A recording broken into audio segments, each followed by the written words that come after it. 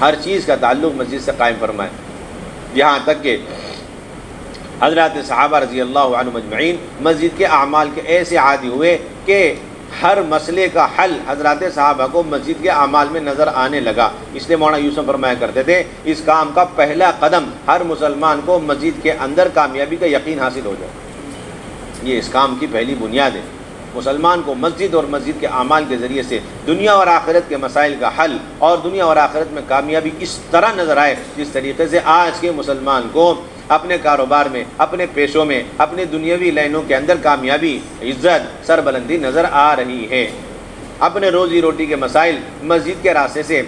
اس طرح حل ہوتے ہوئے نظر آئے جس طریقے سے قرن اول میں بھیڑیوں کو اپنے روزی روٹی کا مسئلے کا حل مسجد کے اندر نظر آیا کرتا تھا۔ آپ صلی اللہ علیہ وسلم کے زمانے میں جانور انسانوں کا تو اتنا گہرا تعلق تھا کہ جانوروں تک کے اس کے اثرات، کہ جانور بھی دعوت دے رہے مسجد جانے کی، بھیڑیا دعوت دے رہا مسجد جانے کی، اور بھیڑیا اپنے روزی روٹی کا مسئلہ لے کر آ رہے ہیں مسجد کی طرف، تو بتاؤ مسلمانوں کا مسجد سے کیا تعلق ہوگا اور اعمال دعوت سے کتنا تعلق گہرا ہوگا۔ ایک صحابی مسلمان ہونے سے قبل اپنے بکریوں کو لے کر چرا رہے ہیں اور بھیڑیے نے حملہ کیا اور ایک بکری اٹھا لی، وہ چھیننے لگے تو بھیڑیا عربی میں بول کر کہنے لگا کہ تم وہ روزی مجھ سے چھین رہے جو روزی اللہ نے مجھے دی۔ یہ سن کر وہ تعجب میں پڑھ کر کہنے لگے کہ ایک بھیڑیا انسانوں کی طرح بات کر رہا۔ اس پر بھیڑیے نے کہا اس سے زیادہ تعجب خیز بات یہ ہے کہ محمد صلی اللہ علیہ وسلم وہاں مدینے میں مسجد میں اللہ کی باتیں فرما رہے اور تم یہاں پر بکری چرانے میں مشغول۔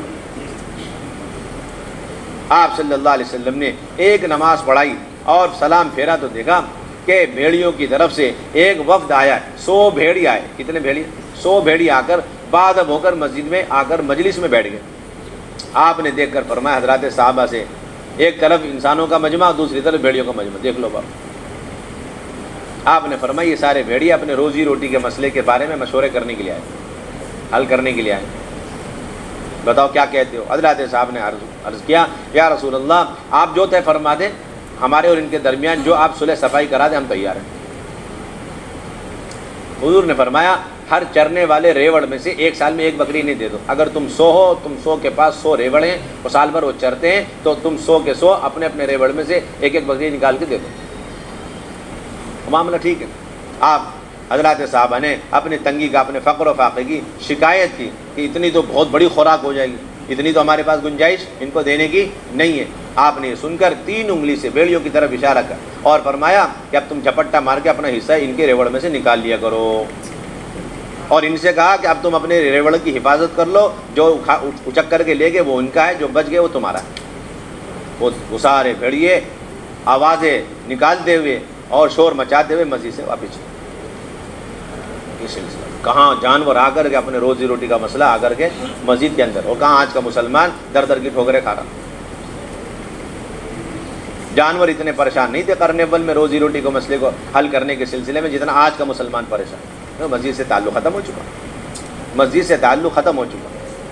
پانی کا مسئلہ آ جائے گا تو پانی کے کارپوریشن والوں کے پاس جا کے دھاوا بولیں گے، وہاں جا کے دھرنے دیں گے، اور وہاں جب پانی نہیں آ رہا بہت قحط سالی ہے، بالکل لوگ، جانور اور مویشی اور کھیتی سب برباد، سب ہلاک، آپ نے فوراً مسجد میں دعا مانگی۔ ایسا بادل اور ایسی کہ 1 ہفتے تک سورج نظر نہیں آیا، اب پانی سیلاب کی شکل میں آ گیا ہے، بہت زیادہ مویشی اور جانور اور انسان ہلاک ہو رہے۔ پھر وہ صاحب آگے یا رسول اللہ پانی بہت زیادہ آ گیا، آپ نے پھر دعا مانگی اور پانی تھم گیا۔ اس وقت تک مسلمان کامیاب نہیں ہو سکتا جب تک کہ اپنے گھر اور اپنے شہر میں لگی ہوئی آگ کو بجھانے کی غرض سے اس طرح اطمینان سے مسجد کی طرف چل کر نہ آئے جس طریقے سے آج کا مسلمان پولیس والوں کے پاس اور محکمے والوں کے پاس اس آگ کو بجھانے کے لیے اطمینان سے چل کے جاتے ہیں، پورے یقین کے ساتھ چل کے جاتے ہیں، کیونکہ صحابہ کا نہج یہ تھا،